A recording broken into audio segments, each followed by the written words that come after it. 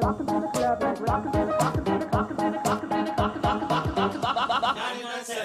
it. I'm gonna pop some tags. Only got $20 in my pocket.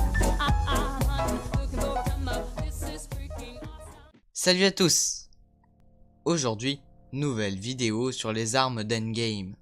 Nous allons répondre aux questions que l'on peut se poser sur Mjolnir, Stormbreaker, le bouclier de Captain ou encore l'épée et le gant de Thanos. Bref, commençons par Stormbreaker.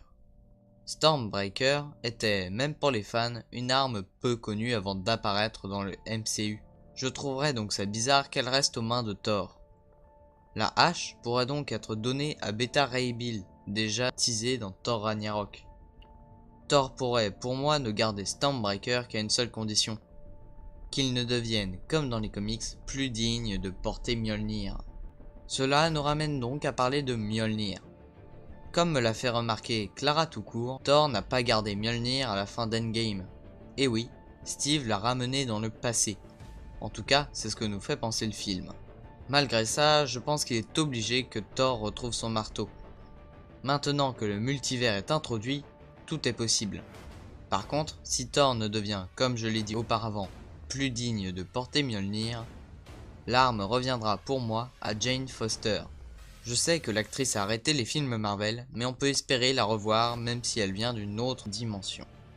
Maintenant, parlons de l'épée de Thanos. Pour commencer, son nom reste encore inconnu, même si de nombreuses théories existent. Sinon, il y a peu de temps, on m'a demandé pourquoi l'épée arrivait à briser le bouclier de Captain, fait en vibranium. Eh bien c'est extrêmement simple. Lorsque Thanos est allé sur Nidavellir, faire forger le gant de l'infini, celui-ci en a profité pour forger l'épée. Celle-ci est donc faite en Uru. N'oubliez pas que le vibranium est le métal le plus résistant sur Terre, et non dans l'univers. D'ailleurs, parlons un peu du bouclier du Captain. Détruit par Thanos, Steve a rapporté celui du passé pour le donner à Faucon, alias Sam Wilson, le nouveau Captain America. Maintenant que l'on sait que son bouclier n'est plus si résistant que ça, je pense que Sam s'en séparera assez vite, pour garder à la place le bouclier créé par Tony, teasé dans Spider-Man Homecoming et Iron Man 2. Finalement, parlons du gant de l'infini. Le gant de Thanos n'existe plus. Celui du présent a été fusionné avec le corps de Thanos mort, et celui du passé a disparu avec son détenteur lors du snap de Stark. Néanmoins, il en existe un autre. Rappelez-vous de Thor Ragnarok. Une réplique du gant se situait dans la salle des trésors.